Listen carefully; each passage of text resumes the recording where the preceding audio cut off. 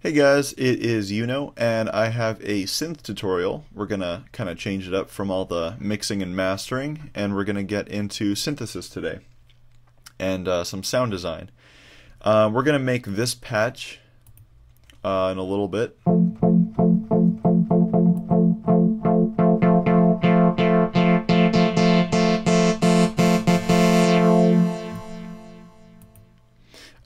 We're gonna do that in a little bit. But I just want to do a quick introduction here. I'm going to try to keep it as short as possible. So I've gotten a lot of questions lately about synthesis, and people want me to do synth tutorials. They want to do a lot of massive tutorials. I'm going to get into massive in a couple of tutorials, but for now we're going to keep things sort of simple with harmless, even though it's not a simple synth, as you can see. And believe it or not, harmless is probably one of my favorite synths to use. I like to use it even probably more than massive. It's just a really nice, powerful synth that you can do a lot of, you can make a lot of rich, nice, full sounds with pretty easily. It's a additive-based subtractive synth. You can basically manipulate more of the harmonics up here, adding and subtracting them, and down here as well. These are for the subharmonics. Okay, what else do I need to mention? Oh, and also for my mastering series, if any of you want one of your tunes to be mastered by me, I'll be happy to master it for half off as long as you let me show it on one of my mastering series tutorials. If you want that to happen, just send me an email at musicyouno@gmail.com. Again, send it to musicYouno@gmail.com, and I'll try to reply as soon as possible, and I will give you half off if you let me show it on the tutorial. Also, what else? Oh, and also, really quick before I go into doing more synth tutorials, first I'm going to talk about the difference between a hardware and a software synth. So a soft synth is short for software synthesizer, which basically means the synthesizing is all done through the computer. You don't need any hardware, amplifiers, any of that good stuff. A hardware synth is basically one that requires amplifiers, preamps, all that circuitry, all that good stuff. And they're really expensive, so soft synths are, some critics say they lack the fullness that some analog synthesizers had, but if you do it correctly, you should end up with a similar result for half the price or less than that. So anyways, enough of that rambling. First I'm going to start with the default setting. And up here you can choose different wave forms. For this one we're going to go with saw. And originally you're going to start with the default is saw with a crude low pass filter about halfway.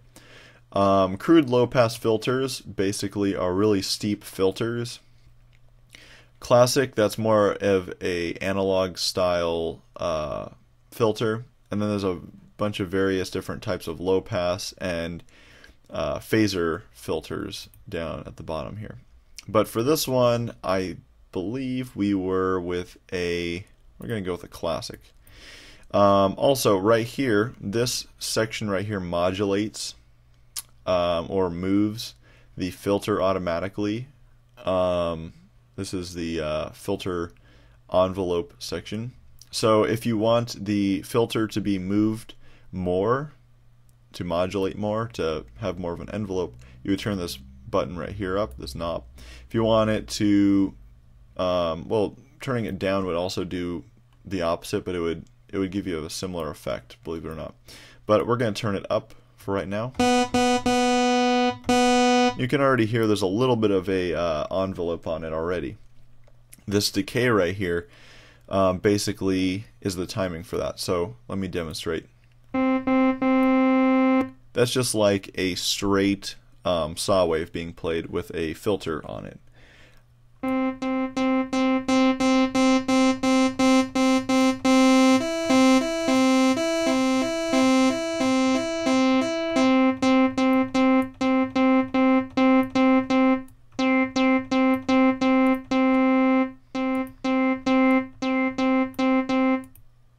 There we go. Perfect. So that's your basic pluck right there.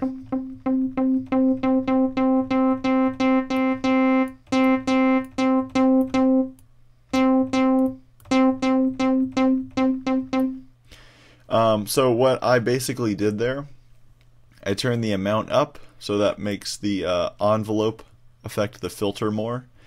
Turn the decay down, basically to get that sort of a plucking sound. I turned a little bit of resonance on so that you can sort of hear the filter act more. It's sort of almost like an amount or a dry wet. Almost, not quite. And then I also set the resonance shape to be the sedge hat. It looks sort of like a Chinaman's hat if you look at it under a filter, but you can go with any of these. Classic, sort of like your analog one again. Spring, looks like a spring under like an analyzer. Pedestal also looks like same thing, pedestal. Sedge hat again looks sort of like a triangle. A wide bump, that's sort of like a wide cued resonance. Double cone, that's one of my absolute favorites. It's sort of almost like a formant, which if you don't know much about formants, it's sort of like a imitates your voice if you turn it up a lot. I'll kind of demonstrate here. And you can't really hear it because it is being filtered, or I'm sorry, being sent to the envelope here. But without that, you can hear there's quite a bit of, sounds quite a bit like a voice. And then I also sent it to adaptive, which makes it adapt based on which frequency range you're in. I'm also going to turn the unison up so that we get a little bit of a chorusing effect.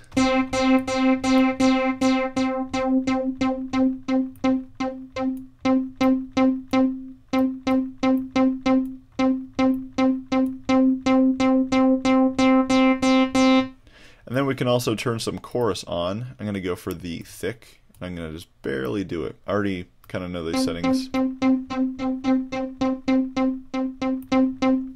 I'm going to turn the delay on ping pong because I like ping pong delays, and they also add a little bit of a rhythmic element to the sound. We're going to go for the 2. You can see up here in the corner it tells you what sort of time. 3, that's 8th notes, I believe. I'm sorry, this is 3 is triplet 16th or triplet 8ths. No, triplet 4ths. I don't know. It's sort of syncopated.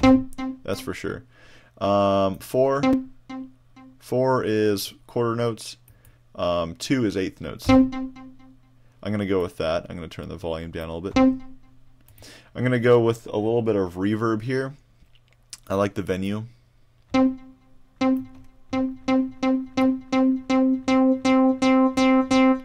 it up a little bit.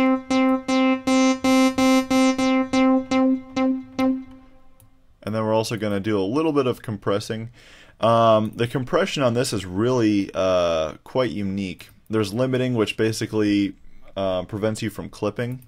There's warming, which basically adds some nice warm harmonics. Heating, even more harmonics, and distortion, even more. We're going to go with warming, though, and we're going to add a little bit.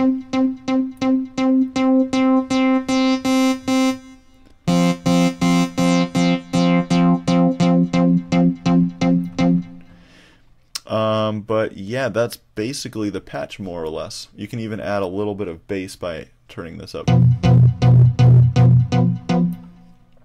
And you can even fiddle with the EQ some here. But yeah, that's the patch right there. I'm going to go over another Harmless tutorial next time as well with some more of the mastering series. But yeah, thanks for watching. If you have any questions, send me a message, and see you next time. Thanks.